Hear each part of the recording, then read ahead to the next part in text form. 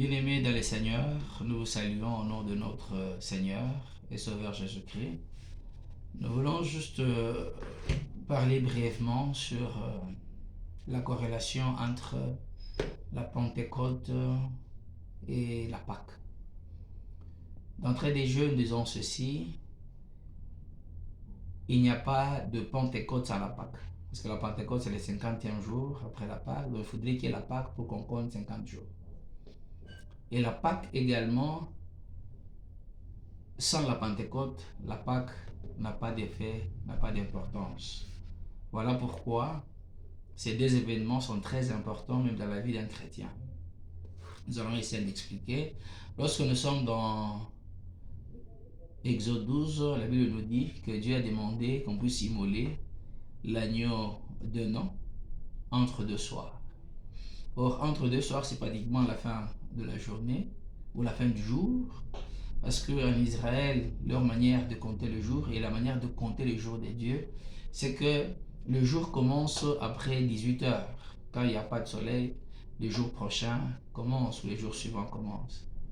C'est qu'on immole l'agneau entre deux soirs, on l'immole le 14e jour et on le consomme le 15e jour. Voilà, déjà à ce niveau, nous avons déjà indirectement la Pentecôte. Lorsque on immole l'agneau le 14e jour, nous voyons 14e jour, c'est le jour de sabbat. Je ne sais pas s'il y a les chiffres 7, donc c'est le 7e jour. Le jour du sabbat, c'est le jour du repos, c'est le jour de la délivrance, pratiquement. Et le 15e jour, c'est-à-dire 7 plus 1, ça donne déjà le 8e jour. Et le 8e jour, c'est un nouveau départ. C'est déjà le début d'une nouvelle semaine. Déjà, c'est pratiquement un nouveau départ. Nous voyons que Dieu, pour recommencer la race humaine, il avait pris 8 personnes, c'est-à-dire Noé, ses 3 fils et leurs femmes, ça faisait déjà 8 personnes, et ça, le nouveau départ a commencé. Donc le chiffre 8 nous montre déjà un nouveau départ. C'est-à-dire, vous consommez le 14e jour, vous immolez l'agneau le 14e jour, vous le consommez le 15e jour. Donc, le 8e jour, c'est le jour de la consommation de la Pâque. Voilà pourquoi, lorsque nous parlons de la Pentecôte c'est également le 50e jour. C'est-à-dire, nous avons 7 fois 7. Nous avons 7 fois 7, et le dernier 7, c'est plus 1, nous avons déjà 50, nous avons le 8e jour. Et c'est ce 8e jour-là que Dieu aussi avait permis en sorte qu'il y ait la Pentecôte. C'est-à-dire, notre Seigneur Jésus-Christ, il paye le prix le jour de la Pâque, de la délivrance, pour permettre que les gens puissent vivre maintenant une nouveauté de vie, que les gens puissent expérimenter la puissance des dieux, puissent vivre comme des dieux sur la terre, dominer sur les esprits, sur toutes choses. Mais nous voyons que les disciples qui devaient commencer l'Église, qui devaient commencer cette mission-là, ils se retrouvent dans la peur. Ils ne savent pas bouger. Ils se retrouvent enfermés. Et ils devaient attendre le 50e jour pour que les effets de la Pâque puissent se sentir. Donc les effets de la Pâque ont commencé à se sentir le jour de la Pentecôte. Le jour où le Saint-Esprit était entré dans leur corps. Le jour où ils étaient habités par le Saint-Esprit. Voilà pourquoi nous voyons, ils commencent à parler en langue. Et Pierre descend, il prêche la parole de Dieu, 3000 âmes déjà à gagner. Et à partir de ce moment-là, les choses ont changé, une nouveauté de vie. Le Saint-Esprit qui s'arrêtait seulement sur la tête de quelqu'un, il commence à habiter dans le corps de quelqu'un. Le Saint-Esprit qui se retrouvait dans le corps d'une seule personne, qui était Jésus, mais ça se retrouve dans le corps de plusieurs personnes. Voilà les effets de la Pâque, on est en train de les sentir le jour de la Pentecôte. Donc la Pâque qui est la délivrance, c'est-à-dire une personne qui est délivrée, nous devons voir les fruits de la délivrance. Voilà pourquoi la Bible dit lorsqu'on chasse un démon, il faudrait que le Saint-Esprit soit là. Sinon, si c'est vide, les démons vont voir que l'endroit est propice, ils vont encore rentrer. Donc il n'y a pas de délivrance sans le Saint-Esprit. Voilà pourquoi, même lorsque nous parlons du Jourdain, du baptême de Christ, nous voyons déjà la croix. Mais après la croix, directement, le Saint-Esprit descend en Jésus. Voilà un peu, lorsque nous parlons de la Pentecôte, il faudrait qu'il y ait la Pâque. Et lorsqu'il y a la Pâque, il faut qu'il y ait la Pentecôte. Et un autre élément que nous voulons également ajouter, entre deux soirs, c'était aussi le moment où l'on sacrifiait chaque jour un agneau d'un an dans le temple.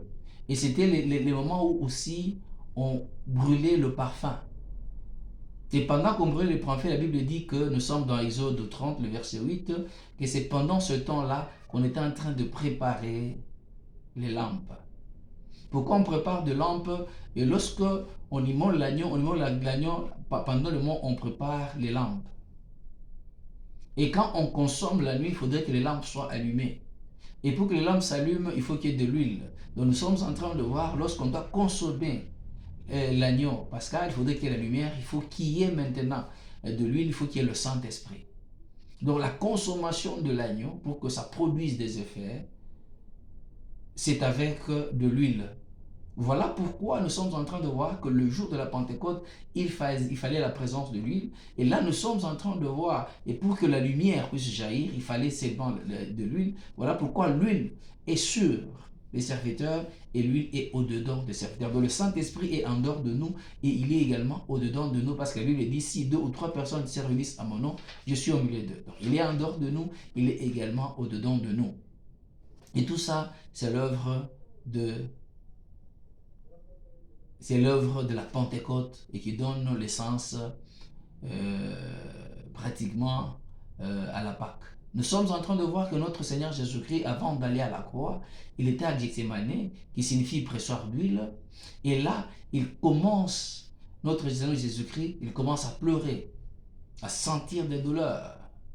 Il dit que même cette coupe était difficile à boire. Il demande même à Dieu, nous sentons qu'il était oppressé, notre Seigneur Jésus-Christ, qui nous montre qu'il devait être à la croix, parce que pendant ce temps, le Saint-Esprit, qui était descendu en Jésus-Christ quand il sortait du Jourdain, demeurait seulement en Jésus-Christ.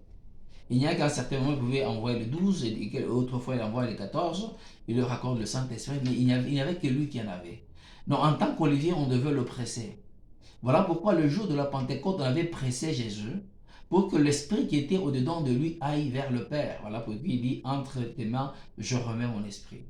Et quand il presse, il amène cet esprit au Père, et cet esprit descend le jour de la Pentecôte, c'est-à-dire le jour de la Pâque, ça part et ça revient le jour de la Pentecôte. Et quand ça revient le jour de la Pentecôte, ça ne reste pas dans le corps d'une seule personne et ça retrouve dans le corps de plusieurs personnes. Et là, nous avons maintenant les effets de la Pâque.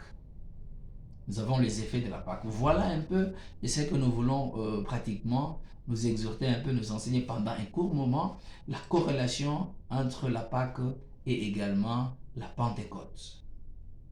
Et si vous avez aimé vraiment cette petite intervention au nom de Jésus, j'aimerais que vous puissiez vous abonner. Vous appuyez seulement là où c'est écrit s'abonner. Vous appuyez simplement là. Là, vous aurez à suivre nos interventions, des petits messages, des courts messages comme celui-ci, qui peuvent également être vraiment utiles dans la vie de tout un chacun. Une fois encore, que Dieu vous bénisse.